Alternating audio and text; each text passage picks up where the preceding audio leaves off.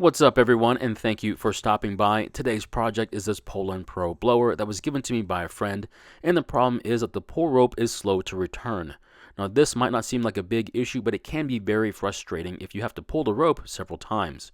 Let's take a good look at it, find out what's wrong with it, and hopefully we can fix it. In this video, we try and repair this blower. However, it may not be the exact repair you need to make to yours. We'll explore other options later in the video. So this blower was given to me by a friend which hadn't been used in a couple of years.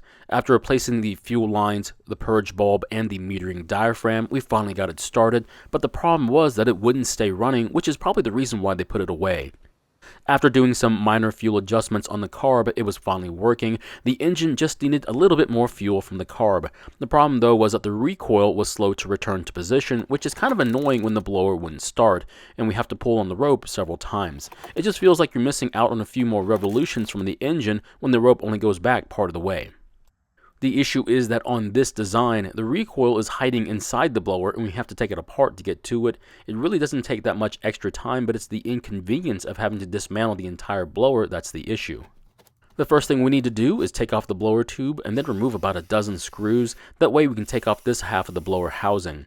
I would suggest using power tools for this part because it's a lot of work. Now all the screws that go into plastic are coarse thread, and the only ones we have to watch out for are the four that hold the engine to the back half of the blower.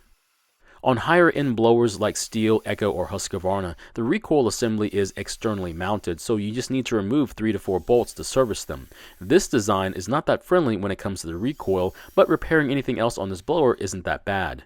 Now once all the screws have been removed, we can now take off this part of the housing. After that's done, we can remove 3 more screws holding on the rear cover. Once the rear cover is gone, we need to disconnect the throttle linkage, and the easiest way is to disconnect it at the trigger instead of the carb. I probably should have also disconnected the wires for the switch, but I'll do that in a little bit. After that, I'm going to remove the nut holding the impeller to the crankshaft, along with the log washer and a larger washer. Once they're gone, we can then remove the impeller. This part wasn't supposed to come off of the impeller, but it's not a huge concern. If yours does come off, don't forget to put it back on. Next, we can start removing the 4 bolts that hold the engine to the rear housing. These are the 4 fine thread bolts I was talking about earlier, so don't get them confused with the other dozen we already took off. Once the bolts have been removed, we can now start to lift the rear housing away from the engine. Now this ball bearing has come loose from the housing, which isn't a big deal, just make sure you don't lose it. We also need to get this handle out of the way so we have enough clearance to pull the engine and rear housing apart.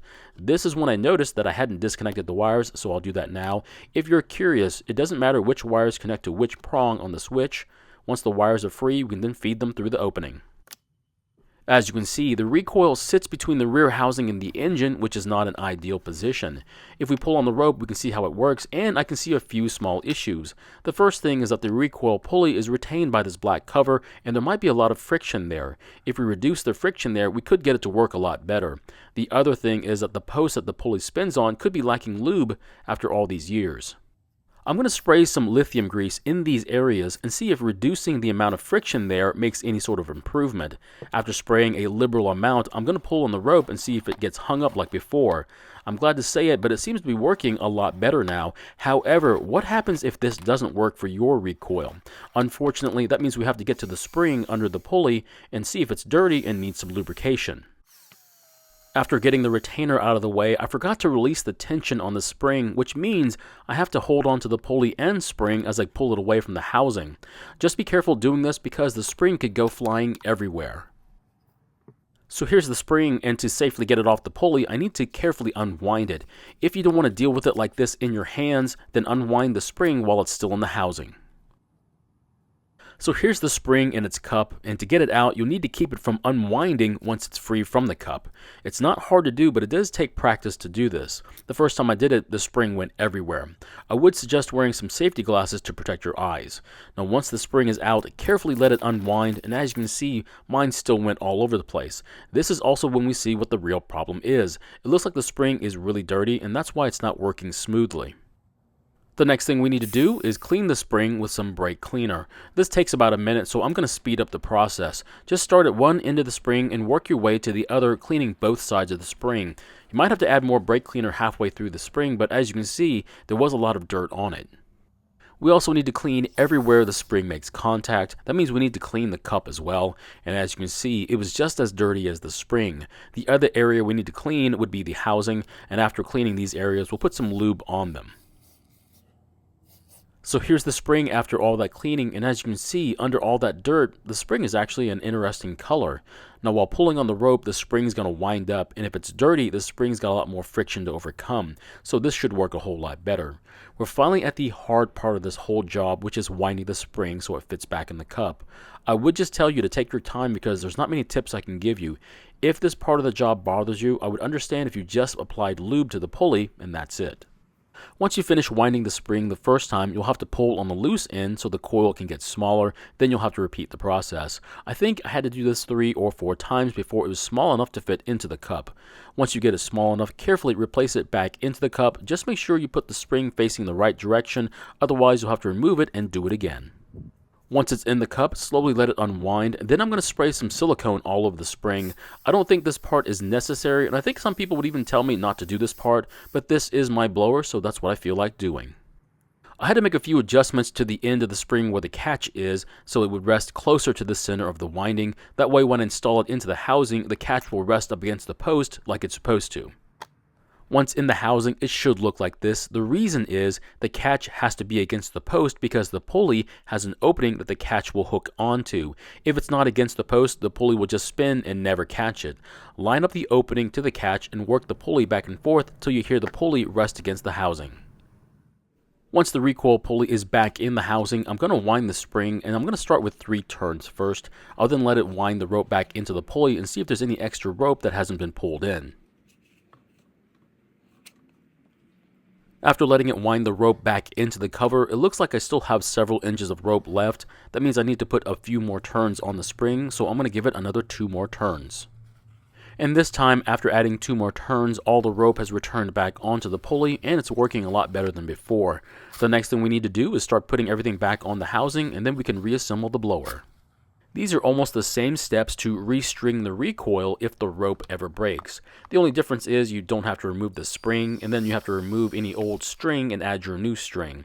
Also, make sure you get the same type of string that came out of it. If your string is bigger, then it means that you'll have less rope that will fit on the pulley, and in the end, your rope will be very short. If you're not sure what size of rope to get, just take it with you to the store so you can compare with it. There is one more extra step that I want to do that I should have done in the last video, and that's to remove and inspect the spark arrestor screen. The reason why this is important is that if it's clogged, it could affect the tuning that we did in the last video, but as you can tell, the screen is not clogged, and we can see right through it like a Windows screen, and that means we can put it back on and continue with the reassembly. I don't want this video to take any longer than it needs to, so I'm going to quickly put everything back together. If it's too fast for you, I would suggest slowing the video playback down in the settings. If you're using a power tool to help put the screws back in, make sure you set the clutch setting very low, otherwise you'll strip the plastic that the screws are threading into. If that happens, there is a way to fix it, but that's something we're not going to focus on in this video. There is some damage to this impeller, and that's more than likely from using this blower in its vacuum configuration. The impeller has to shred leaves, twigs, and anything else that it might pick up, and I don't have a problem using this as a vacuum to mulch leaves, but I think the impeller should have been made out of metal instead of plastic. Once the switch is reconnected and back into place, the last thing to do is to replace the outer housing, the handle, and about a dozen screws. It is surprising to know that they still sell this blower but in a black color with or without the vacuum option, but they do sell a version of this blower with an updated design that has an external recoil assembly. However, no one's going to buy it because it's 50% more expensive than this one. At that price, I would have bought a Steel or an Echo. Another reason why the pull string might not be retracting like it should is that the spring has rust on it, and we're talking about more than just surface rust. If that was the case, the spring would be very close to breaking and would need to be replaced. The steps would be obviously the same, except we would just throw the old crusty spring away and replace it with a new one. Once we get the tube back on, we'll put some fresh fuel into the tank, purge the fuel system, and try starting it. This will also be the cold start I mentioned in the last video, as I haven't used it since the last video. We'll then see if it starts and runs like it did when we tuned it, or if we need to make a few adjustments.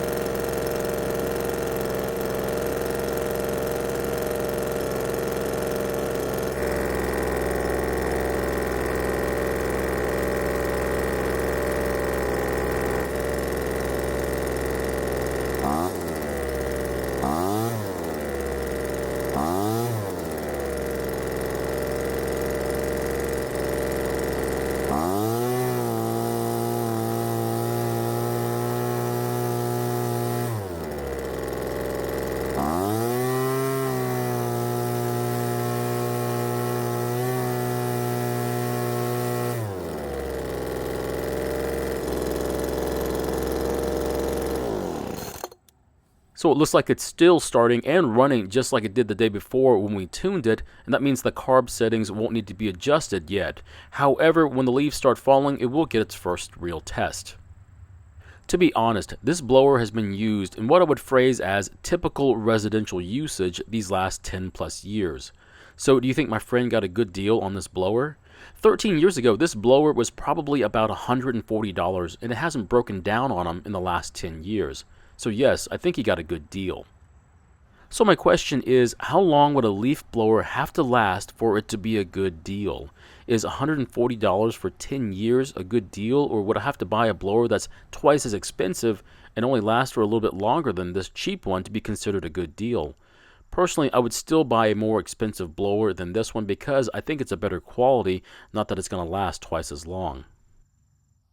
Thank you for watching. I really do appreciate your time here. Please feel free to ask me any questions, and I hope to see you in the next video.